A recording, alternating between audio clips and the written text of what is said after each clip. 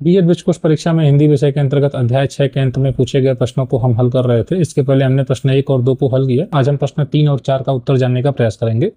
प्रश्न तीसरा है कि लेखन के लिए बच्चों को विषय चुनने की स्वतंत्रता देना क्यों जरूरी है। हम जब किसी भी विषय पर लिख रहे होते हैं तो यह हमारे लिए बहुत आवश्यक है कि हमें उस विषय की जानकारी हो। सोचिए, अगर हम बच्चे को कोई ऐसा विषय दे दें लिखने के लिए जिसकी उसे जानकारी ही नहीं है, तो क्या वह लिख पाएगा? नहीं, क्योंकि लेखन हमेशा अर्थपूर्ण होना चाहिए, संवाद आधारित होना चाहिए, अनुभव आधारित होना चाहिए। बच्चे को जिस विषय का अनुभव है, बच्चा उसके बारे में बेहतर लिख सकता है।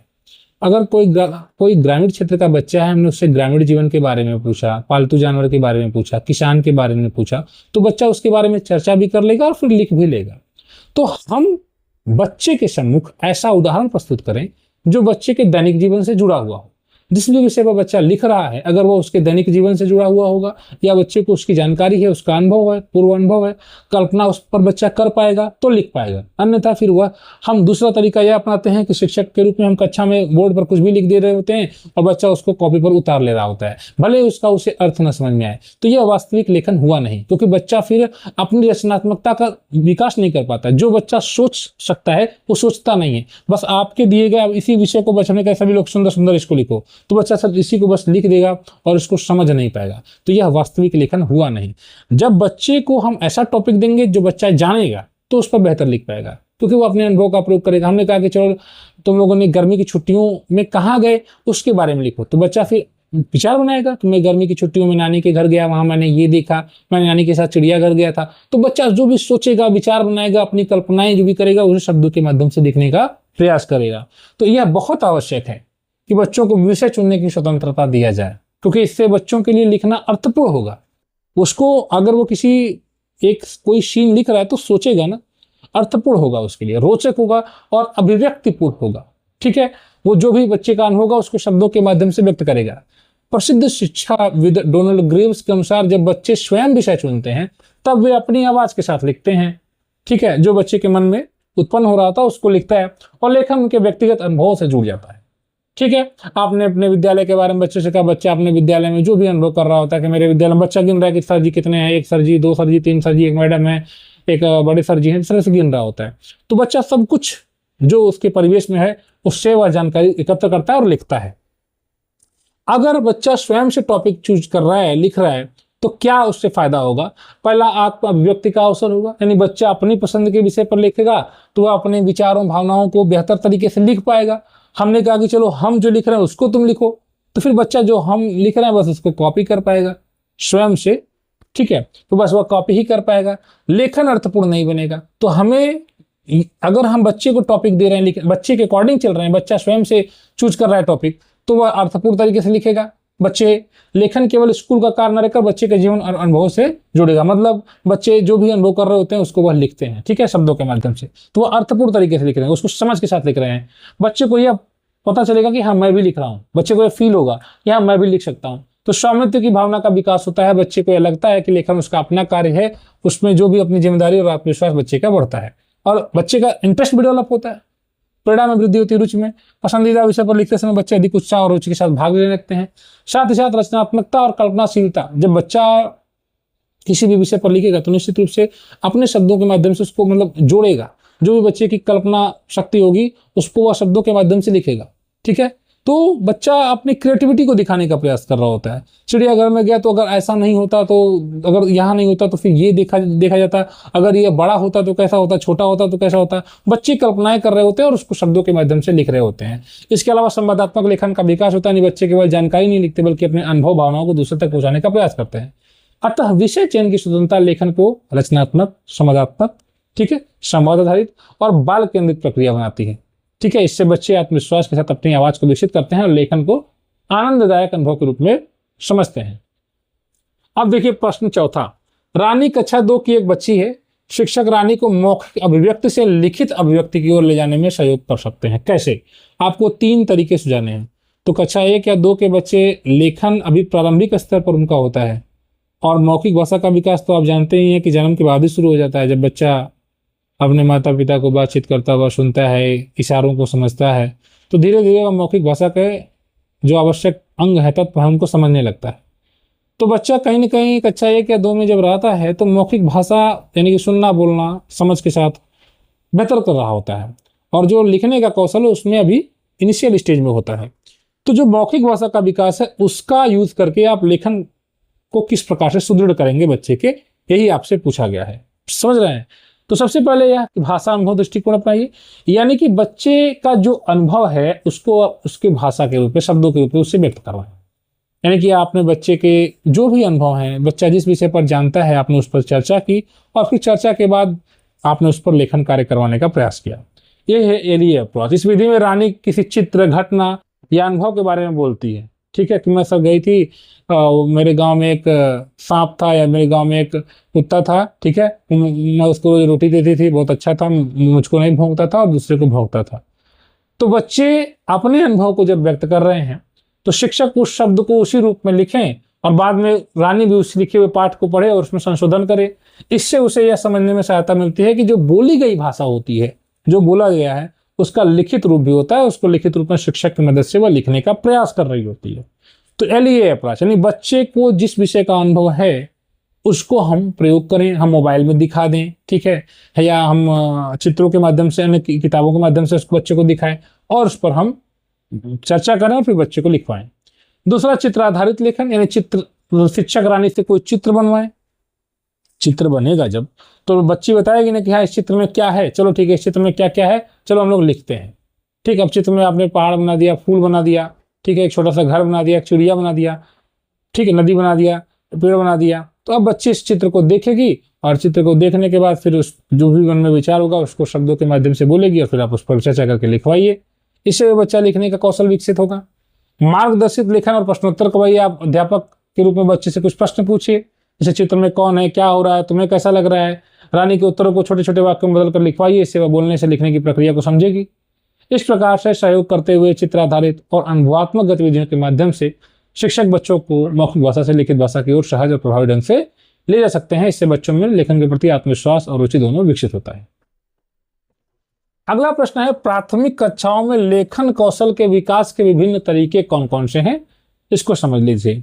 प्राथमिक कक्षाओं में लेखन कौशल का विकास एक विकासात्मक यानी विकसित होता हुआ, बच्चा पहले आड़ी टेढ़ी लाइन खींचेगा, फिर उसको थोड़ा सा अच्छा रूप देता है, ठीक है, ठीक, फिर उसको और व्यवस्थित करता है, ठीक, तब जाकर वह लिखने में निपुण होता है। रचनात्मक और सामाजिक प्रक्रिया है लेखन। वर्तमान जो शैक्षिक दृष्टिकोण है, जैसे निपुण भारत का है, राष्ट्रीय पाठचर्या 22 और 23, लेखन को सुलेख या नकल के रूप में नहीं मानते बल्कि अर्थपूर्ण लेखन पर जोर दिया गया है, जिसमें बच्चा अपने विचारों को, जो बच्चे का अनुभव है और जो भावनाएं हैं उनको अभिव्यक्त करने का प्रयास करता है। ठीक है, अब जो यहाँ पर आपसे पूछा गया है कि विकास के तरीके विभिन्न कौन कौन से हैं, तो पहला तो यह कि लेखन को हमें विकासात्मक प्रक्रिया के रूप में समझना होगा। यानी हमें यह जानना होगा कि बच्चा पहले ही दिन लिखने में निपुण नहीं होगा। पहले बच्चा पेंसिल को पकड़ना ही सीखता है, सूक्ष्म मोटर कौशल, ठीक है।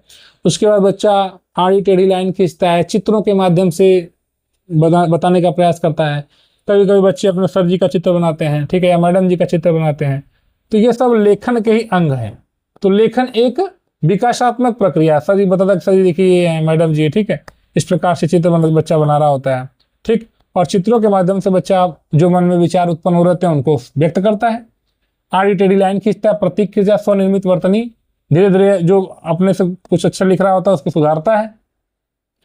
चित्रों से शब्द बनाता है, वाक्य बनाता है, अनुच्छेद की ओर बढ़ता है, ठीक है। तो फेरियो और ट्रेवर्स्की और ग्रेव्स के अनुसार लेखन का प्रत्येक क्षण अर्थपूर्ण होता है। ये बच्चे के लिए सभी के महत्व है। बच्चे के लिए आप भले कहें कि ये क्या लिख दिया, तुमको कुछ नहीं पता या तुमने सही नहीं लिखा, लेकिन वास्तव में बच्चे के लिए उसका बहुत मतलब। बच्चा आड़ी टेढ़ी लाइन ही खींच रहा है ना, तो वो कम से कम जो मन में उसके उत्पन्न विचार हो रहे होंगे उनको वह किसी प्रकार से लिख रहा है, बनाने का प्रयास कर रहा है, बताने का प्रयास कर रहा है। तो लेखन एक विकासात्मक प्रक्रिया के रूप में समझा जाए। प्रक्रिया आधारित लेखन होना चाहिए, यानी सतत प्रक्रिया माना जाता है। इसमें कई चरण शामिल होते हैं, ठीक है।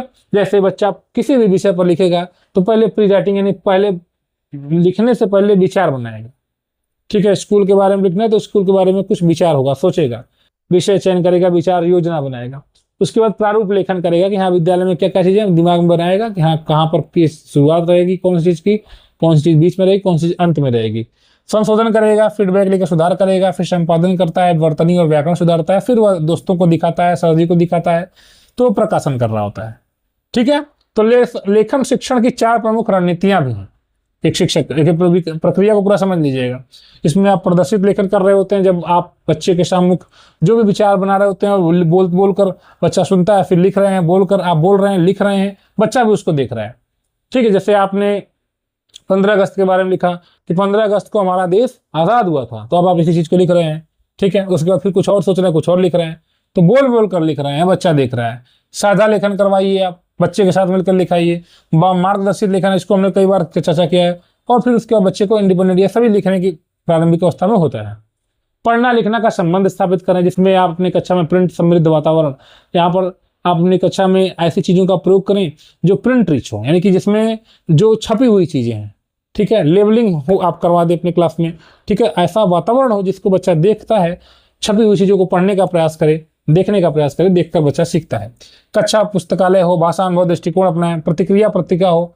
ठीक है, रिस्पॉन्स जर्नल और पढ़ना लिखना कोना अपने कक्षा में स्थापित करें। तो ये प्रारंभिक अवस्था में हमारा जो लेखन इस प्रकार से होना चाहिए, यानी सारी चीजें होती हैं। और उद्देश्यपूर्ण और अर्थपूर्ण लेखन करवाना है, यानी हम बच्चों को ऐसा विषय दें जो बच्चों के जीवन अनुभव से जुड़ा हुआ हो। ठीक, और विषय चुनने की स्वतंत्रता हो। बच्चा जो भी विषय स्वयं से, जिसकी बच्चे को अनुभव और जानकारी हो, वो बच्चा स्वयं से विषय चुनकर लिखे। ठीक है, आपने 3-4 टॉपिक दे दिया, बच्चा उसमें से कोई अपने मन से लिखने का प्रयास कर रहा है। तो लेखन केवल नकल या सुलेख नहीं है प्रारंभिक अवस्था में, बल्कि अर्थ निर्माण, संवाद और आत्म अभिव्यक्ति का एक प्रक्रिया है। इसलिए प्रारंभिक स्तर पर लेखन शिक्षण को बाल केंद्रित और प्रक्रिया आधारित बनाना बहुत आवश्यक है। ठीक है, लेखन की जो प्रक्रिया है, उन सभी प्रक्रियाओं से बच्चे का गुजरना बहुत आवश्यक है। बच्चा लिखने से पहले सोच रहा होता है, ड्राफ्टिंग कर रहा होता है उसको। ठीक है, तो एडिटिंग करता है, फिर वो पब्लिश करता है। ठीक, अगला प्रश्न है, ऐसी 3 उद्देश्यपूर्ण गतिविधियां आपको सुझाना है जो कक्षा 3 में लेखन के लिए सहयोग कर सकती हैं। तो एक तो अनुभव डायरी, तो 3 उद्देश्यपूर्ण गतिविधियां सुझाइए अपनी कक्षा 3 में बच्चे जिससे लिखें। तो एक तो प्रतिक्रिया पत्रिका या अनुभव डायरी, यानी कि बच्चे अपने अनुभव डायरी, भावनाओं को किसी घटना के बारे में लिखें, आप बच्चों से कहें। इससे बच्चों को नियमित लेखन होगा, अभ्यास होगा, आप गति होगी और चिंतनशील सोच विकसित करेंगे बच्चे। यानी आप बच्चों के लेखन कौशल को विकसित करने के लिए पहला यह कि अपनी कक्षा में प्रतिक्रिया पत्रिका का प्रयोग करें, अनुभव डायरी का प्रयोग करें। प्रत्येक बच्चे उसमें अपने अपने विचारों को लिखें, अपने अनुभव को लिखें। दूसरा, वास्तविक समस्याओं पर आप पत्र लेखन करवाइए। जैसे मान लीजिए कक्षा में पंखा खराब हो गया, ठीक है, या कक्षा में पानी अगर छत पर से गिर रहा है, ठीक, बरसात में, या अगर विद्यालय में कोई बहुत ज्यादा पानी भर जा रहा है या अगल बगल पानी भर जा रहा है, तो बच्चों से कहें चलो इस पर हम पत्र लिखते हैं। तो इससे बच्चे वास्तविक समस्याओं पर मतलब अगर पत्र लिखेंगे तो अपने विचारों को बेहतर तरीके से व्यक्त कर पाएंगे। ठीक है, उद्देश्यपूर्ण और संवादात्मक लेखन होगा। चित्र कहानी लेखन करवाएं, यानी चित्रों की श्रृंखला देकर बच्चों से कहानी लिखवाया जाए। कल्पना शक्ति, अनुक्रम और कहानी संरचना का बच्चों में विकास होता है। इस प्रकार से आप इसको भी कर सकते हैं। 7वां अंतिम प्रश्न यहाँ रहेगा, सपना अपनी कक्षा में पत्र लेखन सिखा रही है। उन्होंने बोर्ड पर पूरा पत्र लिखकर बच्चों से उसे उतारने के लिए कह दिया। अब इस पर आपको टिप्पणी करना है। अब बच्चे का कोई विचार ही नहीं है, बच्चा बस अध्यापिका की बात को उसी तरह लिख रहा है, जैसे अध्यापिका ने लिख दिया बच्चा उसको लिख रहा है। तो यह लेखन जो है उत्पाद आधारित लेखन हो गया। प्रक्रिया पर ध्यान नहीं दिया गया, बस अध्यापिका ने कह दिया सभी लोग लिख के चेक करा लो, बच्चे लिख के चेक करा रहे हैं। ठीक है, तो शिक्षक केंद्रित लेखन हो गया यहाँ पर। इसमें लेखन को नकल तक सीमित कर दिया गया। इसकी कमी यह है कि बच्चों को सोचने का मौका नहीं मिला, अपने विचार व्यक्त करने का अवसर नहीं मिला। लेखन कॉपी कर बस उतारने का कार्य हो गया और बच्चों की क्रिएटिविटी है, स्वतंत्र अभिव्यक्ति सब कुछ समाप्त हो गई। लेखन की प्रक्रिया जो है वो अनुपस्थित रही, यानी लेखन किन किन चरणों में हो रहा है वो सारी चीजें अनुपस्थित है, बस अध्यापक की चीजों को उतार लिया गया। ठीक, तो बच्चों में लेखन के प्रति अरुचि उत्पन्न हो सकती है। जो कि राष्ट्रीय पाठ्यचर्या 23 है वो कहता है कि संवादात्मक और प्रक्रिया आधारित लेखन होना चाहिए, और यह पद्धति बच्चों की आवाज को महत्व नहीं दे रही है। यह अध्यापक केंद्रित लेखन हो गया और यहाँ पर सिर्फ अध्यापक की बातों को लिख दिया गया, तो ये वास्तविक लेखन नहीं होना चाहिए। ठीक है, अंतिम प्रश्न आप देख लीजिएगा। सपना की लेखन शिक्षण पद्धति को ध्यान में रखते हुए नीचे दिए गए आयामों के आधार पर अपने विचार साझा करिए। ठीक है, अब यहाँ पर आयाम यहाँ पर मिसिंग है। तो देखिए सपना द्वारा यहाँ पर जो आयाम है, जैसे पत्र लेखन का क्या उद्देश्य है, पत्र का विषय चुनने में बच्चों की स्वतंत्रता क्या होनी चाहिए, लेखन सिखाने की रणनीति, इन सब पर आपको अपने अपने विचार व्यक्त करने हैं। पॉइंट में दिया गया प्रश्न में। ठीक है, तो अभी देखिएगा सपना द्वारा जो लेखन शिक्षण पद्धति अपनाई गई वह सिर्फ उत्पाद आधारित लेखन है, यानी बच्चा जिसमें अध्यापिका के दिए गए कार्य को उतार लेता है। इसमें बच्चों को बस नकल करने के लिए कहा गया। यह पद्धति बच्चों की जो रचनात्मकता होती है, जो बच्चों की स्वतंत्र सोच होती है, और लेखन प्रक्रिया को सीमित कर दिया। ठीक है, निम्न आयामों के आधार पर इसका विश्लेषण आपको करना है। पत्र लेखन का उद्देश्य। अब पत्र लेखन किसी माध्यम का उद्देश्य क्या होता है? हम किसी को पत्र क्यों लिख रहे होते हैं? हम उसके विचारों को समझ रहे होते हैं, अपने विचारों को वहां तक मतलब कि व्यक्त करने का प्रयास कर रहे होते हैं, संवाद करने का प्रयास कर रहे होते हैं, तो ये सारी चीजें छिप जाती हैं। तो वास्तव में लेखन का उद्देश्य है विचारों, भावनाओं, अनुभवों का सार्थक आदान प्रदान होना। यह एक संवादात्मक प्रक्रिया, यानी एक मैंने किसी को पत्र लिखा, हुआ मुझको पत्र लिखा, इसके माध्यम से दो लोग संवाद कर रहे होते हैं, तो व्यक्ति अपनी बात दूसरे तक पहुंचाता है। लेकिन सपना की पद्धति में पत्र लेखन का उद्देश्य क्या ऐसा है? नहीं, बच्चे बस कॉपी कर ले रहे हैं। बच्चे को समझने का अवसर ही नहीं मिल रहा है कि पत्र क्यों लिखा गया, किसको लिखा गया है, वास्तविक जीवन में क्या उपयोग, कुछ भी नहीं बच्चे को पता है। बस वह अध्यापिका के द्वारा लिखे गए कार्य को अपने कॉपी पे कर ले रहे हैं। तो ये पत्र लेखन का जो उद्देश्य है, वो उद्देश्य को भी पूर्ति नहीं हो पा रही है। दूसरा यह कि पत्र का विषय चुनने में बच्चों की स्वतंत्रता को ध्यान देना चाहिए था, लेकिन यह भी नहीं हुआ। ठीक है, यहाँ पर सपना ने स्वयं विषय तय कर लिया और पूरा पत्र भी स्वयं लिख लिया। ठीक है, बच्चों को विषय चुनने, अनुभव जोड़ने या अपनी भाषा प्रयोग करने का कोई मौका ही नहीं मिला। ठीक है, कोई मौका नहीं मिला। इससे बच्चों की जो आवाज है, जो अभिव्यक्ति बच्चों की, वो समाप्त हो गई। ग्रेव्स ने कहा कि जब बच्चे स्वयं विषय चुनते हैं तो वे अधिक रुचि, आत्मविश्वास और जिम्मेदारी के साथ लिखते हैं। विषय चयन की स्वतंत्रता बच्चों में रचनात्मकता, कल्पनाशीलता और स्वतंत्र चिंतन को विकसित करती है। तो अगर आप बच्चे को मौका ही नहीं देंगे तो बच्चा कहाँ जाएगा? फिर बच्चा इन सब में अपने विचारों को व्यक्त नहीं कर पाएगा, विषय चुन नहीं पाएगा, कुछ लिख नहीं पाएगा। वह सिर्फ अध्यापक के द्वारा दिए गए कार्य को एक मशीन की भांति लिखकर चेक करा लेगा। ठीक है, लेखन सिखाने की रणनीति क्या है? सपना ने केवल प्रदर्शन और नकल की रणनीति अपनाई। उन्होंने दिखा दिया, बच्चे उसको लिख लिया। उसने पूरा पत्र स्वयं लिखा अध्यापिका ने, और बच्चों से उसको उतारने के लिए कहा। यह रणनीति बच्चों को सक्रिय लेखक बनाने में सहायक नहीं है। हम अगर किसी विषय पर बच्चे के साथ चर्चा कर रहे होते हैं, बच्चे भी सुझाव दें, हम भी उसमें उस शब्दों को जोड़ें और लिखें, बच्चे को भी इंक्लूड किया जाए, तो बच्चे को भी नहीं पता चलेगा कि हाँ सर, मेरी बात को भी इंपॉर्टेंस दिया जा रहा है। यहाँ तो ऐसा कुछ है ही नहीं, बस बच्चे को एक बोल दिया गया कि हाँ लिखो। तो प्रभावी लेखन शिक्षण के लिए प्रक्रिया आधारित रणनीति का प्रयोग करना चाहिए। आप प्रदर्शित करिए, साझा लेखन करिए, गाइडेड राइटिंग करवाइए, स्वतंत्र लेखन करवाइए। इसके माध्यम से बच्चे लेखन की प्रक्रिया को समझते हैं, जो हमने पहले समझा, तब स्वतंत्र लेखक बनते हैं।